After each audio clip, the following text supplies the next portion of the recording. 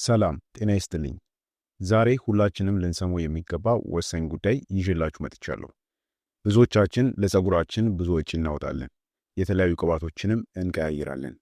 ነገር ግን ለውጥ ስናጣ ፀጉሬ አይስማማውም ወይም ደግሞ አያድግም ብለን ተስፋ እንቆርጣለን። ዋናው ችግር ግን የቅባቶቹ ጥራት ሳይሆን እኛ የፀጉራችንን ማንነትና አይነቱን አለማወቃችን ነው። የፀጉራችሁን ዲኤንኤ ወይም ደግሞ ተፈጥሯዊ ባህሪ ሳታውቁት የምታደርጉት እንክብካቤ ሁሉ በጨለማ ውስጥ እንደ መተኮስ ይቆጠራል። ስለዚህ ዛሬ የፀጉራችሁን ትክክለኛ አይነት በሳይንሳዊ መንገድ የምትለዩባቸውንና ለፀጉራችሁም እድገት ቁልፍ የሆኑትን 3 ትላልቅ ሚስጥሮች ደረጃ በደረጃ አሳያችኋለሁ። ይህንን ቪዲዮ እስከ መጨረሻው ከተከታተላችሁ በኋላ ለፀጉራችሁ ምን እንደሚያስፈልገው ሌላ ሰው መጠየቅ አይጠበቅባችሁም። ስለሆነም እስከ መጨረሻው አብራችሁን ቆዩ። በመጀመሪያ ግን የፀጉር አይነት ስንል ምን ማለታችን ነው? የፀጉር አይነት ስንል ብዙዎቻችን ወደ አእምሮአችን የሚመጣው ፀጉሩ መድረቁ ወይም ደግሞ መለስለሱ ብቻ ሊሆን ይችላል።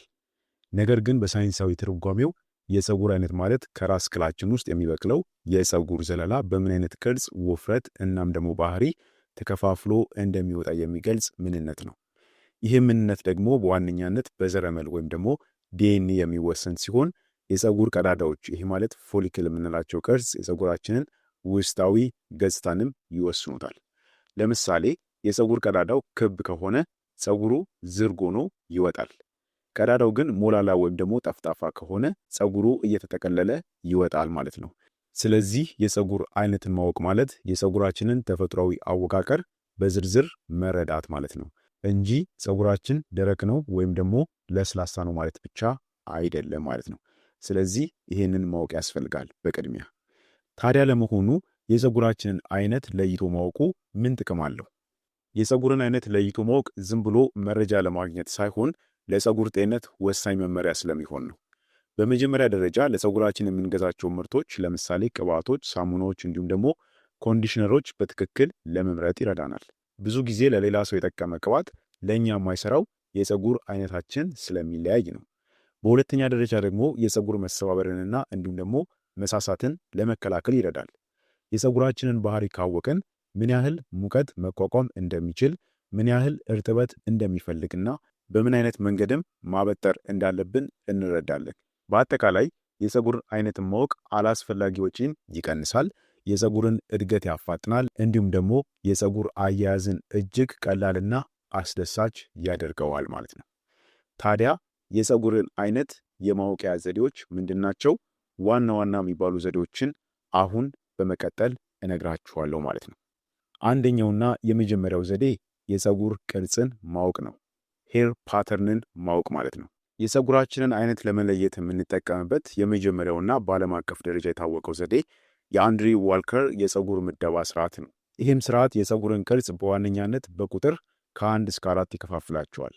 እያንዳንዱን ቁጥር ደግሞ እንደ ኩርባው ስፋትና ጥበት ኤ፣ ቢ፣ ሲ የሚሉ ንዑስ ፊደላት ይከፋፈላሉ።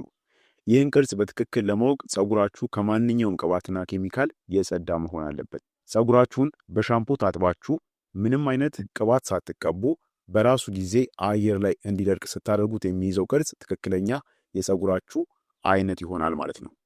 ስለዚህ ታይፕ 1 የሚባል አይነት አለ። ይሄ ማለት ዝርግ ፀጉር ነው።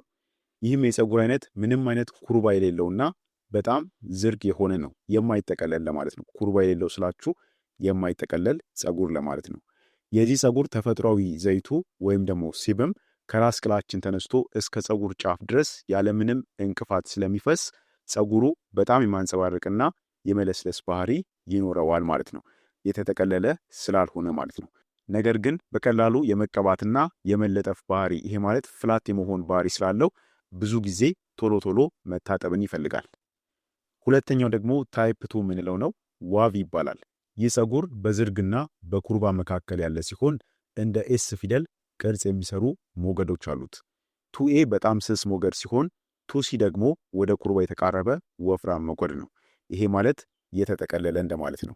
ይህ ፀጉር ከዝርግ ፀጉር ይልቅ ትንሽ ይደርቃል፣ እንዲሁም ደግሞ እርጥበት ሲያገኝ የመነፋት ባህሪን ያሳያል ማለት ነው። ሶስተኛው ታይፕ 3 የምንለው ነው። ይህ ማለት ከርሊ የሚባለው ፀጉር ነው። ይህ በግልጽ የሚታወቁ መጠቅለያዎች ያሉት የፀጉር አይነት ነው። የተጠቀለለ ለማለት ነው። 3ኤ እንደ ትልቅ ኩርባ ሲሆን ስሪሲ ደግሞ እንደ እርሳስ የሚጠነክሩ ኩርባዎች ናቸው። የዚህ ፀጉር ተፈጥሯዊ ቅባት እስከ ጫፍ ድረስ ለመድረስ መንገዱ ጠመዝማዛ ስለሚሆንበት የፀጉሩ ጫፎች የመድረቅ ዕድላቸው ከፍተኛ ነው ማለት ነው። ስለዚህ ከፍተኛ እርጥበትና ኮንዲሽነር የሚፈልግ የፀጉር አይነት ነው። አራተኛው ደግሞ ታይፕ 4 የምንለው ነው። ይህ ማለት ጥቅልል ፀጉር ነው። አብዛኛው የኢትዮጵያውያን ፀጉር በዚህ ምድብ ውስጥ ነው የሚወድቀው። ይህ ፀጉር በጣም ትንንሽና ጥቅጥቅ ያሉ ኩርባዎች ያሉት ሲሆን ቅርጹ ዜድ ወይም ደግሞ በጣም የተጣበቀ ኦ ሊሆን ይችላል። ይህም የፀጉር አይነት እጅግ በጣም ደረቅ የሚባል ነው። ምክንያቱም ቅባት ከራስ ቅል ተነስቶ በእነዚያ ጥቅጥቅ ባሉ ኩርባዎች ውስጥ አልፎ ጫፍ ላይ መድረስ ስለማይችል ነው። ፎርሲ የሚባለው የዚህ ምድብ የመጨረሻ ደረጃው ሲሆን ፀጉሩ ሲደርቅ በጣም የመኮማተር ባህሪ ይኖረዋል ማለት ነው። ስለዚህ ይህ ፀጉራችንን የምንለይበት የመጀመሪያው ዘዴ ነው ማለት ነው። ሁለተኛው ዘዴ ደግሞ የፔሮሲቲ ሳይንሳዊ የመመርመሪያ ዘዴ ነው። ፔሮሲቲ ማለት የፀጉራችን ዘለላዎች እርጥበትን የመሳብና በውስጣቸውም የመያዝ ብቃት ማለት ነው። ይህንን በደንብ ለመረዳት የፀጉራችንን ውጫዊ ሽፋን እንደ ቤት ክዳን ማሰብ እንችላለን። ፀጉራችን ኪዩቲክል የሚባሉ ጥቃቅንና እንደ አሳ ቅርፊት የተደራረቡ ሽፋኖች አሉት። በእነዚህ ሽፋኖች መካከል ደግሞ ያሉት ቀዳዳዎች በጣም ጥብቅ ከሆኑ እርጥበት ወደ ውስጥ አይገባም ማለት ነው። በጣም ክፍት ከሆኑ ደግሞ እርጥበት ይገባና ወዲያው ይወጣል።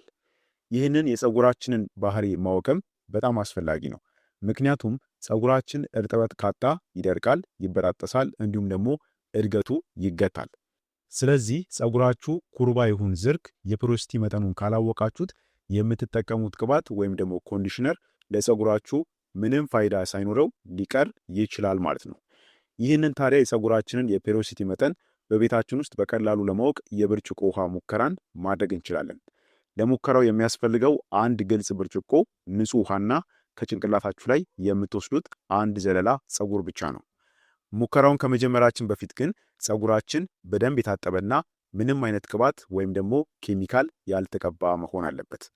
ለምን ቢባል ፀጉሩ ላይ ቅባት ካለ ውጤቱ ትክክለኛ አይሆንም። ምክንያቱም ቅባቱ ፀጉሩ እንዳይሰምጥ ስለሚያደርገው ነው። ይህንን ስትፈትሹ ንጹህ የፀጉር ዘለላውን ውሃው ላይ ቀስ አድርጋችሁ ካሰመጣችሁት በኋላ ለ5 ደቂቃ ያክል መጠበቅ አለባችሁ። በዚህ ቆይታ ውስጥ ፀጉሩ የሚይዘው ቦታ የፀጉራችንን ፔሮሲቲ ይነግረናል ማለት ነው። ውጤቱንም በሶስት ዋና ዋና መንገዶች መተርጎም እንችላለን።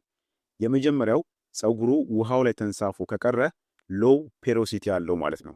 ይህ ማለት የፀጉሩ ሽፋኖች በጣም ጥብቅ ስለሆኑ ውሃ ወይም ደግሞ ቅባት ወደ ውስጥ ማስገባት ይከብዳቸዋል ማለት ነው። ሁለተኛው ፀጉሩ በውሃ መካከል ተንሳፎ ከቆየ ሚዲየም ፔሮሲቲ ይባላል።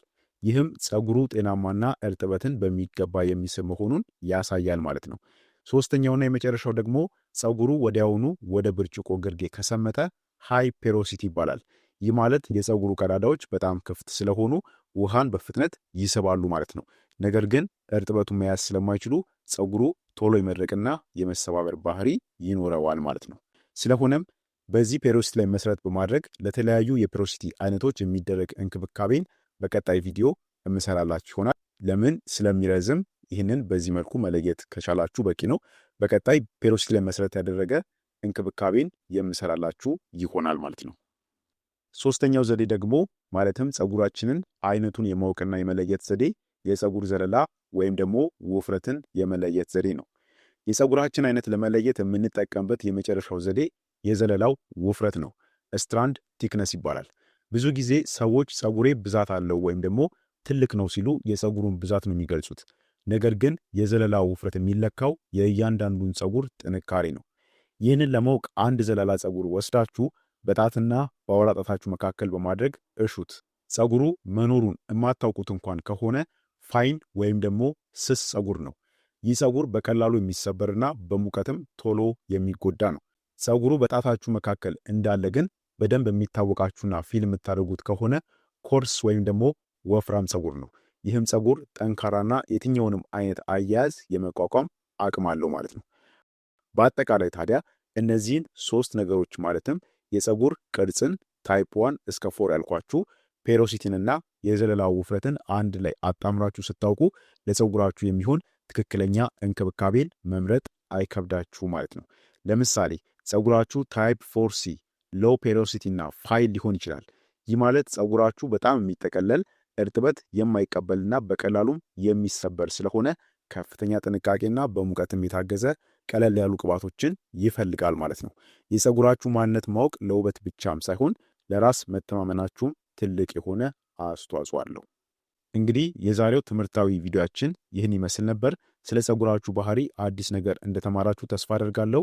በዚህ መሰረትም የእናንተ የፀጉር አይነት በየትኛው ምድብ ውስጥ እንደሆነ ኮሜንት ላይ ጻፉልኝ።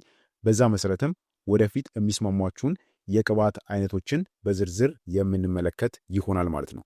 ይህ ቪዲዮ ለሌሎችም እንዲደርስ ላይክና ሼር ማድረጋችሁን እንዳትረሱ። ስለተከታተላችሁኝ አመሰግናለሁ። በሚቀጥለው አስተማሪ የጤና ቪዲዮ እስከምንገናኝ በጤና ቆዩልኝ። ቻው